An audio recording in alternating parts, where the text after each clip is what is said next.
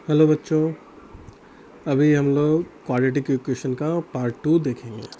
पहले वीडियोस में पार्ट 1 में हमने देखा कि इसके इंट्रोडक्शन पहले देखा, क्वाड्रेटिक इक्वेशन किसको बोलते हैं, फिर उसके सॉल्यूशंस देखे कैसे निकालते हैं।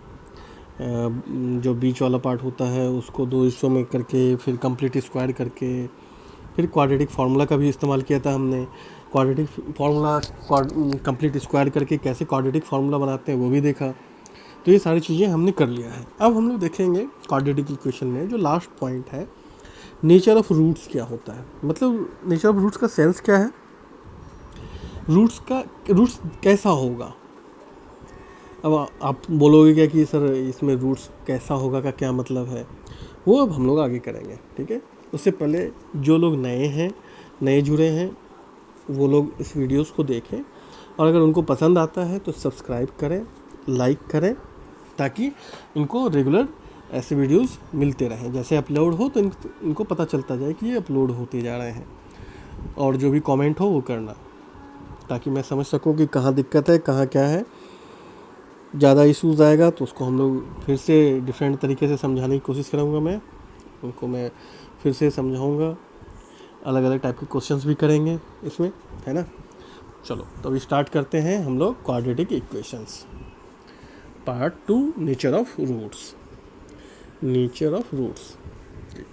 अभी जो पहला वीडियो हमने देखा था, पहला जो पढ़ा है पार्ट 1 में, उसमें हमने क्या देखा था कि इक्वेशन आता है क्वाड्रेटिक फार्मूला में इक्वेशन क्या आता है, एक्स का वैल्यू हम लोग कैसे निकालते हैं, X equal to minus B plus minus square root of B square minus 4ac by 2a, ठीक है। ये हमने देखा था, इसमें तो कहीं किसी को इशू नहीं होगा। लेकिन अब इस इक्वेशन में ध्यान से देखो इस पूरे पोर्शन को, ये क्या है, अलग से हम लोग लिखते हैं इसको यहाँ पे, बी स्क्वायर माइनस 4ac। अब अगर ये बताओ कि इसके अंदर का जो वैल्यू है ये बी स्क्वायर माइनस 4ac, अगर जीरो हो गया तो क्या होगा।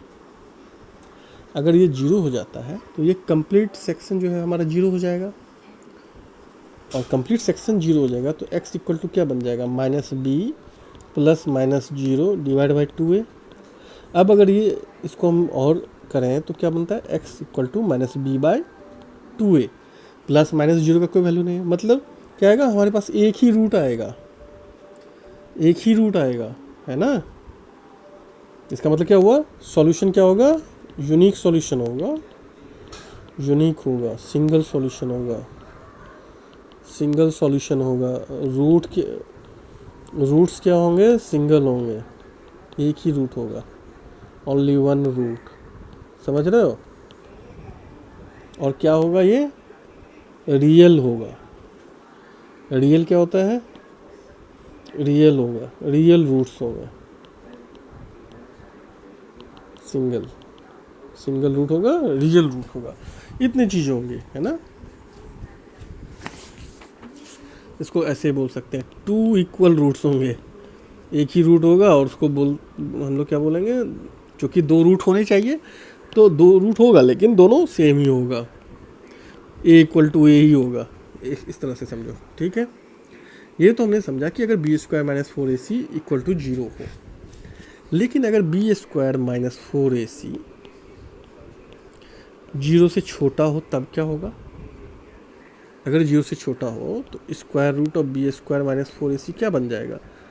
मान लो कि ये -5 है, इसका क्या मतलब है, हमने तो अभी तक पढ़ा ही नहीं। हमने क्या पढ़ा है, रूट के अंदर प्लस में ही होना चाहिए, है ना, प्लस में ही होना चाहिए, उसको हम लोग रियल बोलते हैं। ये तो माइनस में आ गया तो हम लोग इसको क्या बोल देंगे,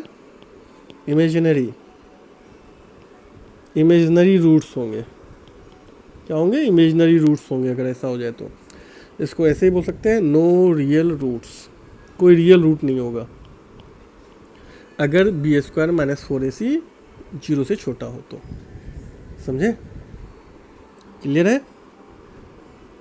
अगर जीरो से छोटा हो तो इमेजिनरी रूट होंगे, और अगर बी स्क्वायर माइनस 4ac जो है 0 से बड़ा हो तो ऑब्वियसली यार कुछ भी हो सकता है ना, √3, √5, √7 कुछ भी होगा, और कुछ भी होगा और साथ में प्लस माइनस का चिन्ह है, तो x का वैल्यू तुम्हारा minus B plus minus B square minus 4ac है ना, बाई 2a है ना। तो कुछ भी हो सकता है, प्लस में होगा और साथ में प्लस माइनस चिन्ह है, तो 2 रूट्स तो होंगे ही होंगे, और रूट्स क्या होंगे, रियल होंगे। 2 रूट्स होंगे और दोनों रूट्स कैसे होंगे, डिफरेंट होंगे, क्योंकि प्लस माइनस का चिन्ह साइन है, तो डिफरेंट रूट होंगे और रियल होंगे। समझ गए? कोई दिक्कत है इसमें? नहीं है ना? आई होप कि आपको इसमें कोई दिक्कत नहीं होगा। अब इसको हम लोग एक सिस्टमेटिक वे में लिखते हैं, ठीक है? क्या लिखे, अगर कंडीशन क्या क्या है वो देख लेते हैं। B square minus 4ac equal to 0, तो क्या बनेगा, क्या हो जाएगा, ये 2 इक्वल रूट्स, हमारे पास इक्वल रूट हो जाएंगे, सिंगल सॉल्यूशन रहेगा है ना। और अगर बी स्क्वायर माइनस 4ac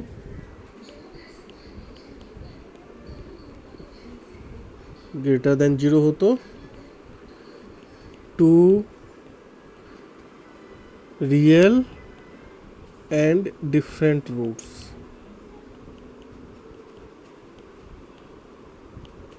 ये भी रियल ही होगा है ना। और अगर B square minus 4ac less than 0 हो तो अभी हमने देखा नो रियल रूट्स, ठीक है।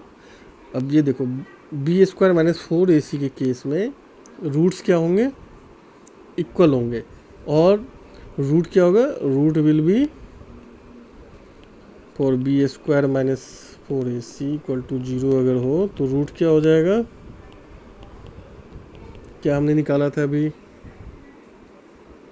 माइनस बी बाई 2a है ना, माइनस बी बाई 2a। अगर ऐसा हो तो हम लोग को ज़्यादा सर खपाई करने की जरूरत नहीं है, हम लोग को ज़्यादा इधर उधर डिफरेंट तरीका निकालने की जरूरत नहीं है। Root minus B by 2a हो गए, 2 रूट होंगे और दोनों क्या होगा, minus B by 2a।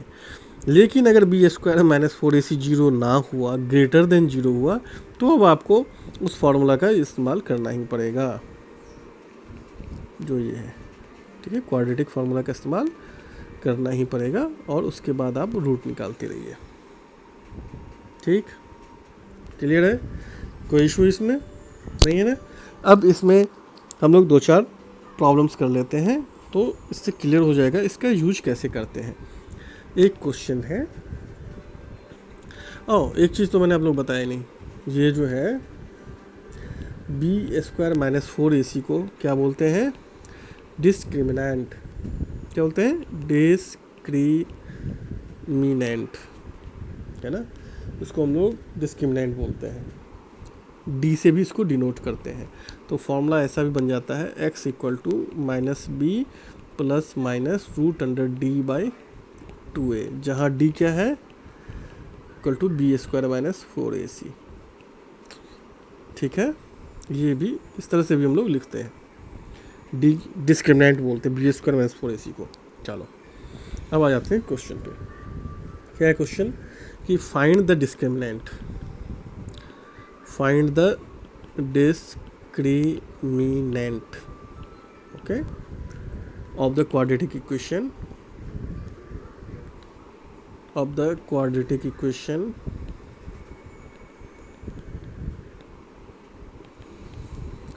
To x square minus 4x plus 3 equal to 0 and hence find the nature of root,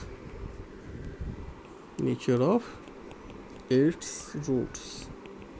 question समझ में आया? हम लोगों को इक्वेशन दे रखा है क्वाड्रेटिक, उसका डिस्क्रिमिनेंट निकालना है। डिस्क्रिमिनेंट का फॉर्मूला क्या होता है, बी स्क्वायर माइनस 4ac। तो यहाँ पे इस इक्वेशन में एक्स इक्वेशन क्या है, x square 2x² minus 4x plus 3 equal to 0। इसमें ए क्या है 2 है, बी क्या हो जाएगा -4 एंड सी क्या हो जाएगा 3। तो डी क्या बन जाएगा b² माइनस 4ac क्या होगा -4 का होल स्क्वायर -4 ए क्या है 2 और सी क्या है 3। ये कितना हो गया 16 -4 2 3 चलो 24। तो क्या बन गया -8। अब डी क्या है -8 है। हमने क्या पढ़ा था b² माइनस 4ac अगर लेस देन 0 हो तो क्या हो जाएगा नो रियल रूट्स, है ना। इसको डी भी लिखते हैं। तो डी अगर लेस देन 0 हो तो नो रियल रूट्स हो जाएगा इसका सॉल्यूशन, कोई रियल रूट नहीं होगा। ठीक है, क्लियर है। अब इसमें बहुत अच्छे अच्छे क्वेश्चंस हैं जो आप लोग घर पे करो और उसके बाद मुझे बताओ कि कर सकते हैं कि नहीं। एक क्वेश्चन मैं करता हूँ। देखो एक क्वेश्चन दिया हुआ है, is it possible to design a rectangular park of perimeter 80 meter and area 400 meter square? If so, find its length and breath.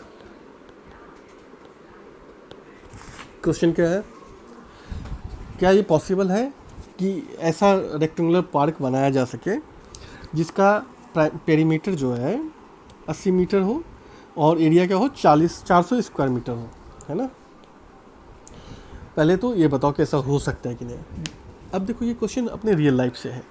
हम लोग जिस सोसाइटी में रहते हैं या जहाँ कहीं भी रहते हैं तो उसमें बोलते हैं ना कि इससे क्या हम लोग ऐसा इससे इस स्क्वायर का बना सकते हैं, घर बना सकते हैं या पार्क बना सकते हैं जैसे इस क्वेश्चन में है, या कुछ ऐसा कर सकते हैं। तो उसको कैसे सॉल्व करते हैं, बहुत आसान है।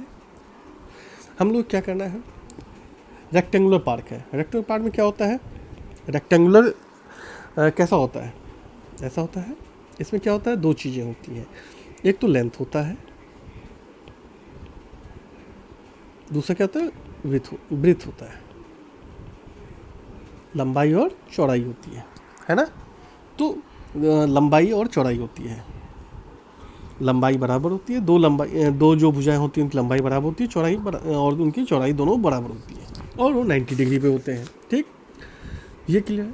तो अब हम लोग इसमें क्या करते हैं, हम लोग मान लेते हैं लेट अस सपोज क्या कर लो, लेंथ क्या है x मान लेते हैं हम लोग, लेंथ इज x मीटर और ब्रेथ इज y मीटर मान लिया। अब इसका पेरीमीटर क्या हो जाएगा बताओ, याद है रेक्टेंगुलर का पेरीमीटर क्या होता है 2 इंटू लेंथ प्लस विथ। तो ये किसके बराबर है, x plus y equal to 80। तो यहाँ से x प्लस वाई क्या हो जाएगा 40 और एरिया क्या बोल रहा है एक्स वाई कितना बता रहा है 400 मीटर स्क्वायर। क्लियर है ना। तो अब क्या बोल रहा है हम लोग को, find its length and width. समझ में आया, दो पॉइंट तो निकल गए हमारे पास, x प्लस वाई इतना होना चाहिए और एक्स वाई इतना होना चाहिए। अब पहले इक्वेशन से अब इसको कैसे सॉल्व करेंगे, x और y का वैल्यू कैसे निकालेंगे, इसके बहुत सारे तरीके हैं, लेकिन मैं आपको एक जो अभी हमने पढ़ा है उस हिसाब से दूसरा एक तरीका भी बताऊंगा। तो पहले अभी जो हमने पढ़ा उसमें करते हैं।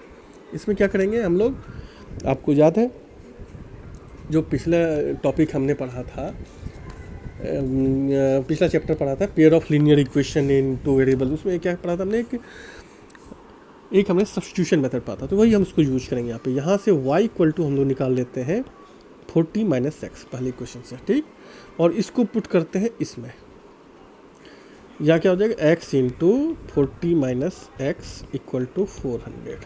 ठीक, तो ये क्या बनता है 40x minus x square equal to 400। अब इसको रीअरेंज करेंगे हम लोग, तो रीअरेंज कैसे हो जाएगा x square minus 40x plus 400 equal to 0। ये इक्वेशन तो आ गया। अब आप बताओ x का वैल्यू, x क्या है, हमने क्या माना था लेंथ। अब लेंथ रियल है, अगर लेंथ इमेजिनरी हुआ मतलब रियल नहीं हुआ तो ये संभव नहीं है, और अगर रियल नहीं हुआ मतलब रियल हुआ तो ये बन सकता है।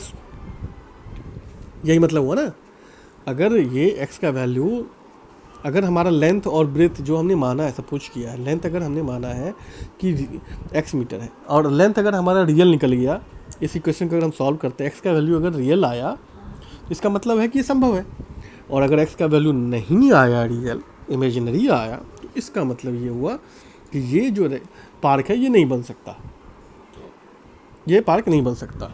तो अब हम लोग इसको, अब रियल होगा या इमेजिनरी होगा, नॉट रियल होगा, इसको कैसे करते हैं, इसका हम लोग डिस्क्रिमिनेंट निकालते हैं। डिस्क्रिमिनेंट क्या हो जाएगा बी स्क्वायर माइनस 4ac। तो यहाँ b क्या है 40 का माइनस 40 का होल स्क्वायर माइनस 4, a क्या है 1 है, c क्या है 400 है।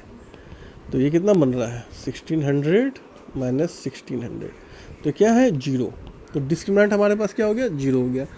अब डिस्क्रिमिनेंट जिसका 0 होता है वो क्या होता है रियल रूट्स होते हैं। क्या होता है रियल रूट्स होते हैं। ये बनेगा ही बनेगा, अगर बनेगा ही बनेगा तो हमारा पहला पॉइंट तो क्लियर हो गया ना। पहला जो क्वेश्चन है कि is it possible to design, yes possible. अगर पॉसिबल है तो दूसरा क्वेश्चन क्या है if so find its length and width. अगर है तो इसका लेंथ और विड्थ पता करो। जब d इक्वल टू 0 हो जाता है तो हम याद करो हमने क्या बोला था x का वैल्यू क्या हो जाएगा फिर माइनस बी बाई 2a हो जाएगा। तो यहाँ से माइनस बी क्या है माइनस 40, 2a क्या है 2 इंटू 1, तो क्या बन जाएगा 40/2 इक्वल टू 20 मीटर। तो x हमारा 20 मीटर होगा। अगर x 20 मीटर होगा तो y क्या हो जाएगा, पहला इक्वेशन क्या था हमारे पास x plus y equal to 40।